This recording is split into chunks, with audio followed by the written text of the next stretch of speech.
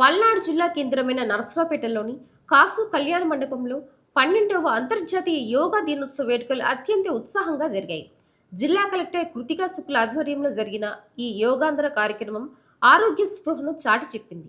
ఈ కార్యక్రమంలో జిల్లా కలెక్టర్ కృతికా శుక్లతో పాటు జిల్లా జాయింట్ కలెక్టర్ సంజనా సింహ స్వయంగా పాల్గొని యోగాసనాలు చేశారు. వీరితో పాటు పలువురు జిల్లా అధికారులు పాల్గొని సుమారు 1000 మంది ఏఎన్ఎంలు ఆశా వర్కర్లతో కలిసి కలెక్టర్ కృతికా శుక్ల యోగా చేయటం విశేషం.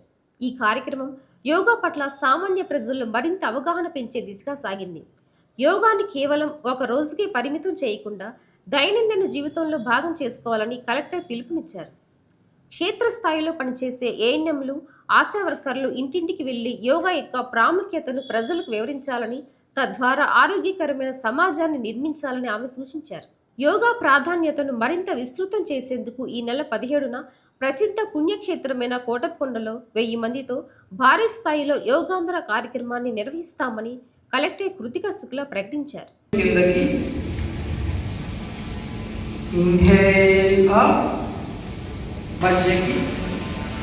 గాలి వదిలేసి ఎడమ వైపుకి మళ్ళా గాలి పీలు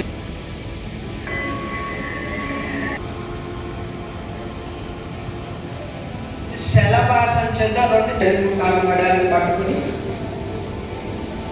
నడుము భాగాన్ని పైకి లేవాలి. ఎలాంటి ప్రాబ్లమ్స్ లేకపోతే సమస్యలు తగ్గిస్తుంది. 3, 4 లంగ్స్ సంబంధించినటువంటి సమస్యలు తగ్గిస్తుంది. ఆపోజిట్ సైడ్ బట్ చాలా పనిచేస్తుంది. గ్యాస్ ఎలిజిబిలిటీ కూడా పనిచేస్తుంది. ఈ కార్యక్రమానికి వచ్చేసి దిగ్విజయం చేసిన యుగాంధ్ర కార్యక్రమం కింద ఈరోజు పల్నాడు జిల్లాలో నర్సరావుపేటలో 1000 మంది ఏఎన్ఎం ఆశా వర్కర్స్తో పెద్ద యోగా కార్యక్రమం పెట్టడం జరిగింది. 45 మినిట్స్ ఆయుష్ డిపార్ట్మెంట్ ద్వారా ఇచ్చిన యోగా ప్రోటోకాల్ అందరూ ఈరోజు పాటించారు. దీంతో పాటు వాళ్ళందరికీ హౌస్ టు హౌస్ వెళ్ళి ఈ యోగా గురించి అందరికీ తెలియచేయాలి, ఈ విలువ గురించి చెప్పాలి అని చెప్పడం జరిగింది. ఇది కాకుండా 17th మనం కోటప్పకొండలో 1000 మందితో పెద్ద స్థాయిలో యోగా కార్యక్రమం చేయబోతున్నాము. 19th డేట్ మన ధ్యాన్ బుద్ధ స్టాచ్యూ అమరావతి దగ్గర కూడా చేస్తున్నాము. 21st మనకి మెయిన్ డే జిల్లా హెడ్ క్వార్టర్స్లో ఈ ప్రోగ్రాం పెడుతున్నాము. ముఖ్య ఉద్దేశం ఈ 1 మంత్ 21st జూన్ వరకు 1 మంత్ యోగాంధ్ర ప్రోగ్రాం కింద ప్రతి ఒక్క మనిషికి ఈ 45 మినిట్స్ యోగా ప్రోటోకాల్ ఏముందో దాని గురించి తెలియచేయాలి.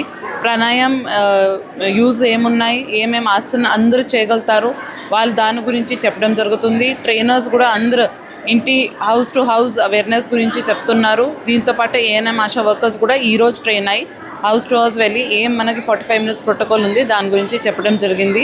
ఈరోజు మనకి ASHA and ANM thematic yoga ఈరోజు ఇక్కడ చేయడం జరిగింది. అయితే మనకి యోగా ప్రోటోకాల్ ప్రకారం ఏవైతే ఆసనాలు అలానే ప్రాణాయామ ఉన్నాయో అవన్నీ కూడా మనకి ఈరోజు చక్కగా మెడికల్ ఆఫీసర్స్ చెప్పారు. మనం అందరం యోగాని international yoga day June 21st ఉంది కాబట్టి జూన్ 1st నుంచి కూడా వేరియస్ విలేజెస్లో competitions, mandal level competitions, district లెవెల్లో వేరియస్ ప్రోగ్రామ్స్ని ఆర్గనైజ్ చేస్తున్నాము. కానీ మనందరం యోగాని ఒక కేవలం ఆసనాలో ప్రాణాయామనో కాకుండా ఒక వే ఆఫ్ లివింగ్ లాగా మన రోజు దినచర్యలో అలవర్చుకోవాలి.